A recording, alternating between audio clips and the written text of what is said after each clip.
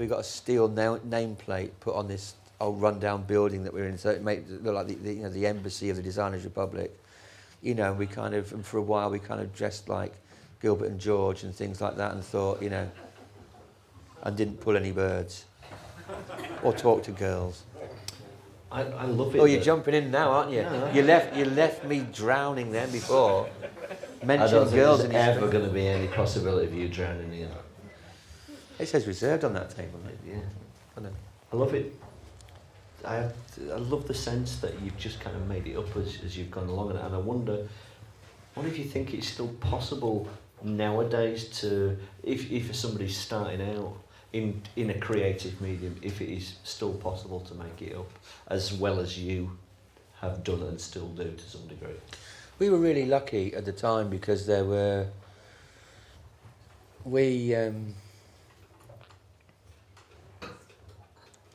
I think that, you know, I think we didn't really, we were kind of blissfully unaware of this at the time, but looking back, I think there's a sense where people kind of wanted a change, and the time was kind of right. People were starting to get a bit more interested or a bit more aware of design, and people kind of, some people kind of, you know, were waiting for something like us to come along.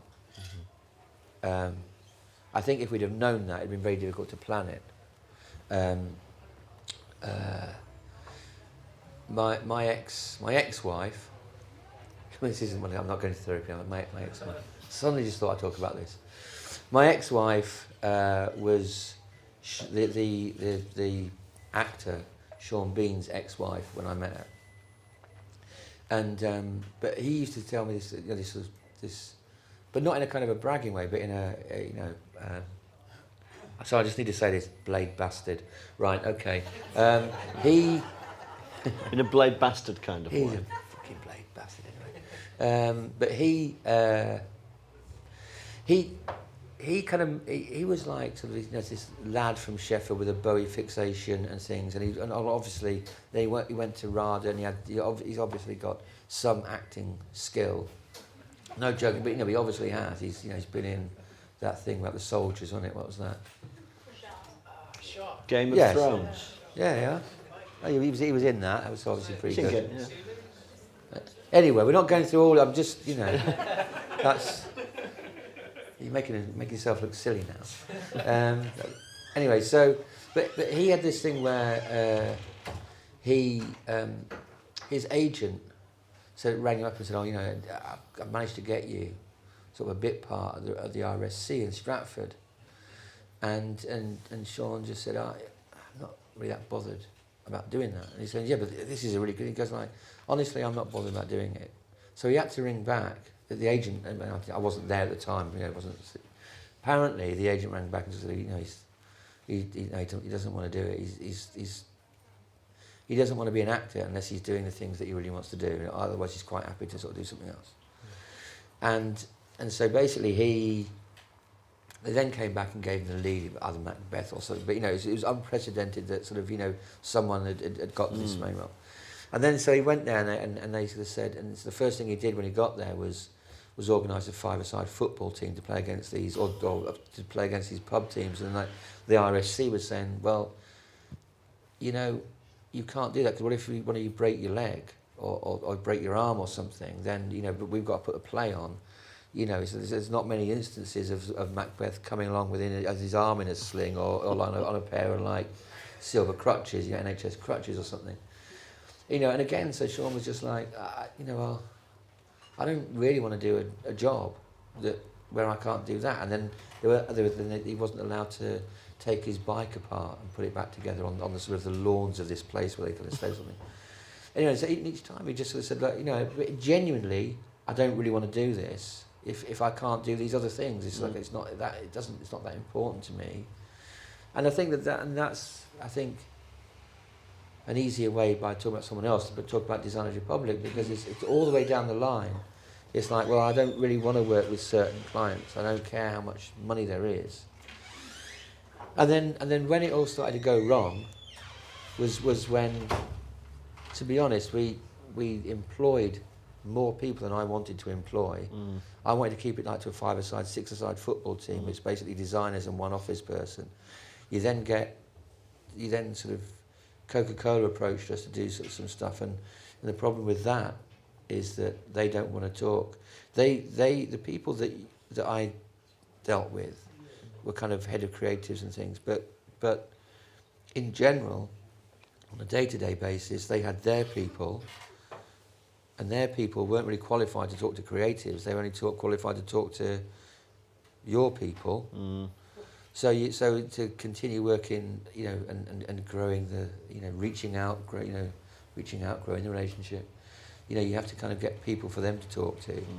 So you get to the point where you've got a studio full of people, and then, so what you then have to do is to work with clients that've got big budgets you don't really want to work with. So I'm not saying that, you know, I never want to work with the NHS, but that wasn't sort of something I aspired to working with, you know, the bigger companies that the bigger agencies do, because it's about money and it's not really about creativity. It's very difficult to have a creative conversation with a huge corporate client, unless you find one person there that's actually kind of, you know, but that's people, not, you know, that there's a sense that, you know, you never ever work with Coca-Cola. There is no such thing as Coca-Cola. It's just the people that are there. Sure, yeah. So that, you know, if you've got, when we were working on some of the project, there were some really good people there that were really interesting, and they'd reached the top of their profession at Coca-Cola. Anyway, but I realised that actually, you know, I had a studio full of people.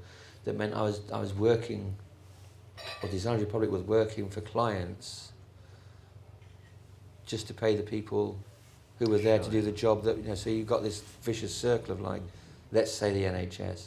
So you've got people there that are just there to work on an NHS project. Sure, yeah. That basically, if you take doing the NHS out, you don't need those people. Absolutely. You know, it's not anything against the majority. And what's of Designers the Republic people that like? were there, but so my plan really before I went bust, my plan was to, through natural sort of wastage and loss, just to downsize back to a small. So my plan for 2009 was to sort of, you know, some people sort of hinted that they were thinking of leaving or thinking of moving on. So I was thinking, okay, go, but I'm not going to replace you, and we'll just sort of downsize, and, you know, sort of as a strategic kind of plan. Unfortunately, the people that I wanted to leave didn't, and the people that I, you know, people that I didn't. Yeah. And the people that I did want to leave didn't, and the decent people, you know, left because they joined DR for creative reasons, not to be sort of, you know, overseen by the Dark Lord, and so, you know, it all just became like a bit of a mess, really. So that was. So I think the thing is that, and because you then have a lot of people working for you and a lot of wages to pay, you end up actually kind of spending more time trying to sort out disputes between people. You know, you say, well, you can't have the same time off because we can't have everybody off at the same time.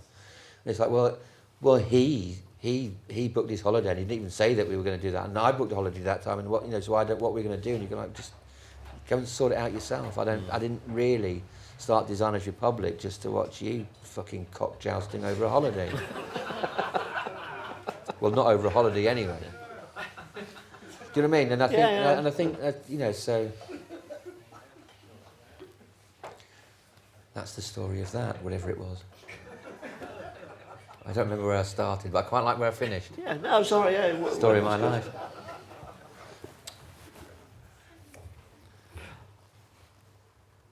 I've got to say, from a very personal position, I've enjoyed looking at and feel enriched by the art that I've seen you produce.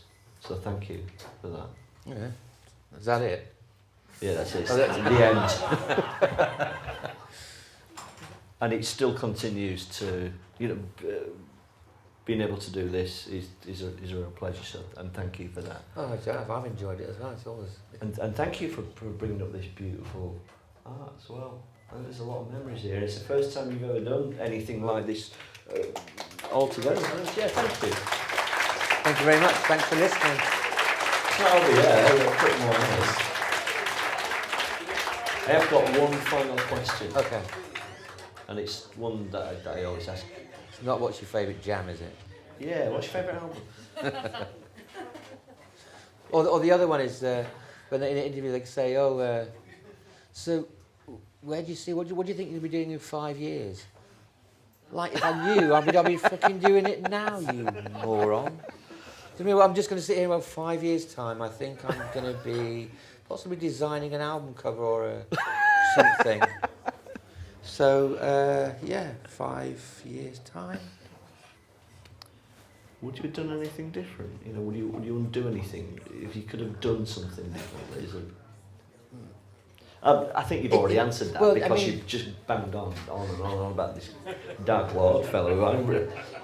In general, like, you know, I don't think there is, you know, I believe in sort of regret and things like that. So in general, I wouldn't change anything because in general, I'm quite happy with where I am. And so if you change anything in the past, then you might not be here. It's a bit like when you go to football and it's like they say, oh, you know, you're losing sort of 2-0, or you lose 2-0. They say you lose 1-0, or whatever they say. Unless you were at Elland Road last night. Yay! but it's that thing where people say, well, that should have been a penalty. So if we'd have scored that, but you didn't, and there's a sort of sense that Sheffield United always wants about like kind of when that time when who was it? Someone there's always someone that's not done right by them, or whatever. Like, but there's that time when they played Arsenal or something, and someone didn't kick the ball back when it went out or something, and then they kind of blamed that on the fact that kind of we could have won that game if you hadn't have done that. Well, how come you hadn't won it before then, you fuckers? But I anyway, wonder if you'd be saying that though, if that had happened to Wednesday. well, I wouldn't have known, would I? Because I wouldn't have been awake. Oh, fair enough. But no, but I just don't think that there's you know, what if, and that whole sense of would I have done anything different? I mean, in hindsight, you know, I wouldn't. There's certain people that I wouldn't have worked with if I'd have known where it was going to end up. Mm-hmm. But then, if I hadn't have done that, and if I hadn't have gone bust, then I might not have been here, and I might still be like sitting in really dull meetings, you know, just like kind of drawing school knobs in a sketchbook or something. Do you know what I mean? Because I was that bored. So in some ways, you know, that kind of going bust might have been a great thing, or so you know, there's things that you think maybe I might have done that differently, but actually I wouldn't want to change it because I'm all right where I am now. So. .com. I'm glad it all turned out exactly how it did because I'm glad you're glad. Yep. Thank you. Thank you very Ian much. Anderson. Thank you. Thanks for coming.